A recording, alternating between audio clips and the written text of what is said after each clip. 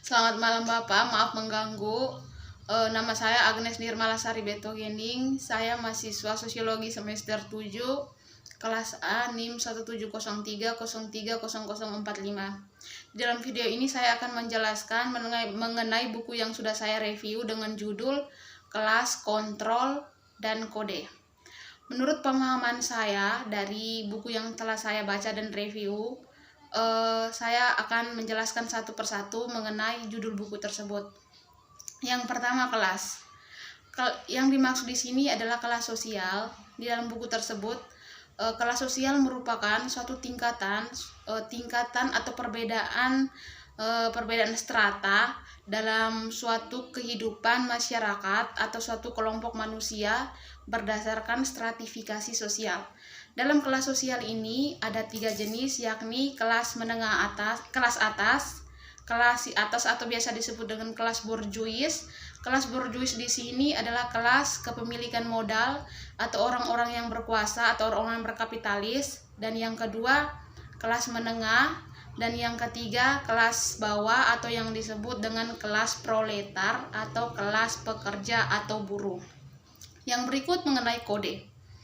Kode yang saya maksudkan di sini menurut pemahaman saya adalah suatu bentuk norma yang digunakan dalam kehidupan bermasyarakat untuk menentukan tingkah laku mana yang baik dan tingkah laku mana yang buruk. Contohnya saja dalam kehidupan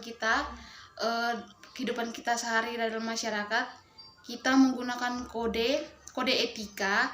Jadi kita menentukan tingkah laku ini yang baik yang harus kita internalisasikan ke dalam kehidupan kita, dan tingkah laku ini yang buruk yang harus kita jauhi.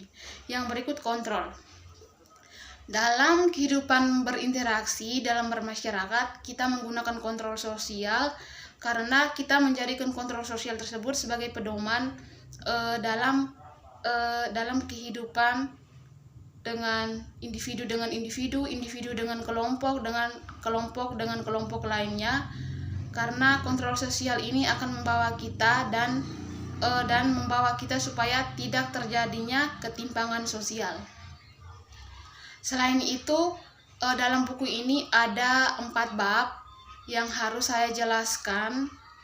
Yang pertama, pada bab pertama mengenai orientasi ibu untuk komunikasi anak. Nah, yang kita ketahui bersama bahwa anak dan ibu mempunyai kaitan yang sangat kuat dan keterkaitan yang lebih dalam lagi dibandingkan yang lainnya. Oleh karena itu, anak yang baru lahir atau anak yang tumbuh akan lebih terpengaruhi lebih mendalam oleh ibu dibandingkan dengan anggota keluarga lainnya.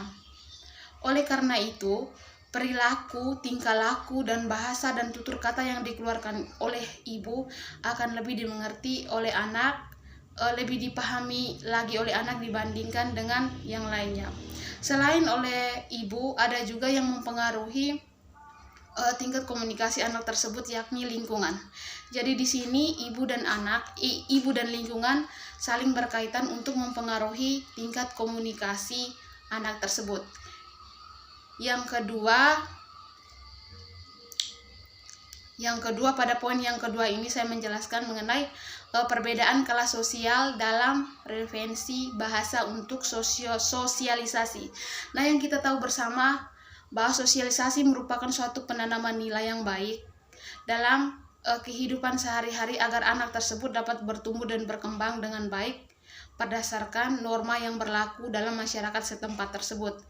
Oleh karena itu, hal-hal yang baik, norma-norma yang baik akan diinternalisasikan melalui agen-agen sosialisasi terhadap anak-anak tersebut. Nah, di sini agen sosialisasi yang paling dominan, yang paling pertama dilakukan adalah melalui agen sosialisasi keluarga. Jadi dalam agen sosialisasi keluarga ini, peran terpenting adalah peran dari orang tua untuk menginternalisasikan nilai norma kepada anak tersebut dengan tutur bahasa yang baik, yang terkontrol, agar anak tersebut dapat menerima sosialisasi tersebut dengan baik. Nah, terlepas dari agen sosialisasi keluarga, ada beberapa agen sosialisasi lainnya yang akan bekerja sama untuk menginternalisasikan nilai dan norma tersebut. Misalnya agen sosialisasi sekolah, lingkungan, tempat bermain anak, dan lain-lainnya. Yang kedua, pada bab yang kedua mengenai aspek pidato anak berusia 5 tahun. Ya, ada beberapa poin penting yang di dalam sini yang mengenai yakni yang pertama kelas sosial, kelompok nominal, dan referensi. Kelompok sosial yang seperti saya jelaskan di atas. Terus berikutnya kelompok nominal adalah di dalam kelompok nominal ini yang dimaksud di sini adalah ciri dan skala dan tata bahasa yang dilakukan oleh anak berusia 5 tahun dalam bagaimana tuturannya, dan setelah itu akan dianalisis berdasarkan tuturan anak usia 5 tahun tersebut. Yang kedua, referensi. Referensi yang dimaksud di sini adalah konsep bagaimana referensi sehingga dalam menginternalisasikan komunikasi tersebut terjadi suatu hubungan kohesi dan koheren sehingga bahasa tersebut terjalin dengan baik dan benar agar mudah dimengerti oleh anak tersebut. Dan pada bagian ketiga, bab ketiga dalam buku ini mengenai aspek pidato anak berusia 7 tahun. Poin yang pertama mengenai kelas sosial dan bahasa kontrol anak pada usia 5 dan 7 tahun. Oke, yang pertama saya menjelaskan mengenai bahasa kontrol. Bahasa kontrol yang diperlukan oleh anak berusia 5 dan 7 tahun ini tidak terlepas dari bahasa kontrol yang bersumber pada orang tua dan juga lingkungan. Nah, bagaimana demikian? Bahasa kontrol yang baik yang dilakukan oleh agen sosialisasi seperti keluarga atau orang tua akan mudah terinternalisasi pada anak karena apa yang diajarkan oleh orang tua akan diresapi oleh anak tersebut. Contohnya saja, jika dalam sebuah keluarga orang tua atau keluarga tersebut mengajarkan hal-hal yang baik kepada anaknya, maka norma atau aturan tersebut akan mudah dimengerti dan anak itu mempunyai pemahaman bahwa hal ini benar dan harus dilakukan. Jika orang tua tersebut mengajarkan atau mengaplikasikan aturan atau norma, bukan aturan atau tingkah laku yang kurang baik, maka dengan tidak sengaja hal tersebut akan ditiru oleh anak. Jadi kontrol bahasa tersebut yang paling penting adalah bersumber atau berpusat pada orang tua. Yang kedua, lingkungan. Faktor eksternal selain faktor internal yang jelaskan saya mengenai orang tua tersebut, faktor eksternal juga berasal dari lingkungan. Pengaruh-pengaruh baik dan pengaruh-pengaruh tidak baik juga berasal dari lingkungan, tergantung bagaimana anak itu menerimanya dan menginternalisasikan hal tersebut ke dalam dirinya.